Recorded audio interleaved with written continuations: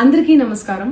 నిన్న ఏదైతే నా బర్త్డే పార్టీ జరిగిందో ఒక చిన్న ఇంట్లో పార్టీ లాగా ఒక ఫ్యామిలీ ఫంక్షన్ లాగా జరుపుకోవాలన్న ఒక ఉద్దేశంతో ఆ రిసార్ట్లో మా అమ్మా నాన్నల కోరిక మేరకు మా అమ్మా నాన్నలతో కలిసి మా ఫ్యామిలీ మెంబర్స్తో కలిసి నేను జరుపుకోవడం జరిగింది.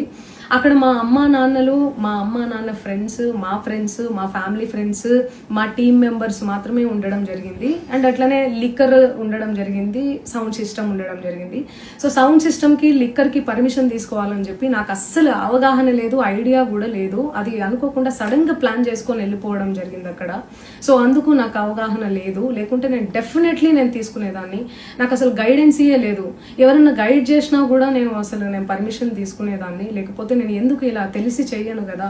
సో ఇదంతా ఇలా తెలిసి అయితే నేను తప్పు చేయలేదు, తెలియకుండా ఇది జరిగిపోయింది. అండ్ అక్కడ లోకల్ లిక్కర్ తప్ప అసలు వేరే ఏ ఇతర పదార్థాలు, మత్తు పదార్థాలు కానీ వాడడం అసలు జరగలేదు. అక్కడ దొరకలేదు కూడా, పోలీసులు సెర్చ్ చేసినా కూడా. అండ్ అక్కడ ఎవరికైతే పాజిటివ్ వచ్చింది అని చెప్పి పోలీసులు చెప్తున్నారో ఆయన ఎక్కడో ఒక చోట తీసుకున్నాడు, ఎప్పుడో తీసుకున్నాడు అని చెప్పి తేలిందని చెప్పి పోలీసులే చెప్పారు. అండ్ అది ఇన్వెస్టిగేషన్ కూడా జరుగుతుంది. మేము కూడా పోలీసులకు కోఆపరేట్ చేస్తున్నాము. అండ్ నేను ఎందుకు ఇలా చేస్తాను, అసలు నాకు తెలిసి ఎందుకు చేస్తాను, మా అమ్మా నాన్నలతో దట్టు మా అమ్మా నాన్నలు పెట్టుకొని ఇలాంటివి నేను ఎంకరేజ్ చేస్తానా, ఇలాంటివి చెప్పండి.